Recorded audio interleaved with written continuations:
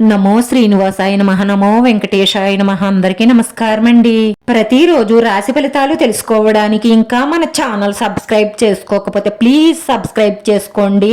Like చేసి మీ పూర్తి support మన శ్రీనివాస ఛానల్ కి ఇవ్వండి. ఈ వారం రాశి ఫలితాలలో గోచార్య రీత్యా వృషభ రాశి వారు ఎటువంటి శుభాశుభ ఫలితాలను పొందుతారో తెలుసుకోవడానికి ఈ మన వీడియోని ఎక్కడా స్కిప్ చేయకుండా చివరి వరకు చూడండి. స్త్రీలు వితండవాదానికి దిగకండి. కుటుంబ సభ్యులతో కానీ భర్తతో కానీ వాదోపవాదాలకు అసలు దిగకండి. మీరు వాదించడం వల్ల ఆ గొడవ సమస్య పెద్దదవుతుంది. అందుకే మీరు కాసేపు శాంతంగా ఉండడం వల్ల ఆ సమస్య అక్కడితో పరిష్కారం అవుతుంది. మీరు ఎవరిని కూడా గుడ్డిగా నమ్మకండి. మిమ్మల్ని నమ్మక ద్రోహం చేసే అవకాశాలు ఎక్కువగా గోచరిస్తున్నాయి. ముఖ్యంగా స్త్రీలకు పురుష వ్యామోహం వలన చాలా సమస్యలు పెరిగిపోతాయి, జాగ్రత్త. అలాగే వివాహితర సంబంధాల వల్ల చాలా ఇబ్బందులు ఎదుర్కొంటారు. రాశివారు భవిష్యత్తుకు సంబంధించిన ఆలోచనలు ఎక్కువగా చేస్తారు. ఎక్కువగా ఆందోళనకు గురవుతారు.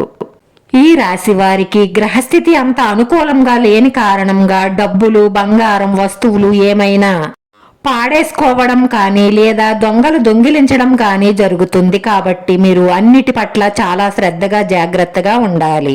కుటుంబంలో ఐకమత్యం లోపిస్తుంది. అలాగే వాహన రిపేరీలు, ఇంటికి సంబంధించిన ఖర్చులు పెరగడం, ఇంట్లో కుటుంబ సభ్యుల మధ్య భార్యాభర్తల మధ్య అనుకోకుండా వివాదాలు ఏర్పడతాయి. అలాగే మీకు సంబంధం లేని విషయాలలో తలదూర్చడం వల్ల లేనిపోని సమస్యలు ఎదుర్కోవలసి వస్తుంది. ప్రేమ వ్యవహారాలలో కూడా కొన్ని ఇబ్బందులు, చికాకులు, చిక్కులు ఏర్పడే అవకాశాలు గోచరిస్తున్నాయి. మీ తొందరపాటు నిర్ణయాల వల్ల కొంత డబ్బు నష్టపోయే అవకాశాలు గోచరిస్తున్నాయి. విద్యార్థులకు చదువు పట్ల ఏకాగ్రత లోపిస్తుంది. అలాగే ఏదో తెలియని ఆందోళనకు గురవుతారు. చివరిదాకా వచ్చిన వివాహ సంబంధాలలో కొన్ని సమస్యలు, చిక్కులు ఏర్పడతాయి. మీ కార్యాలయంలో కూడా పని ఒత్తిడి పెరగడంతో పాటు అనవసరమైన వాగ్వాదాలు వచ్చే అవకాశాలు ఉన్నాయి, జాగ్రత్త. ఈ వారంలో ఒక స్త్రీతో గొడవ జరుగుతుంది. మీరు ఎంత గొడవ జరగకూడదు అనుకున్నా తప్పదు. కాకపోతే మీరు కోపంలో జారే మాటల వల్ల తర్వాత ఆందోళన చెందుతారు.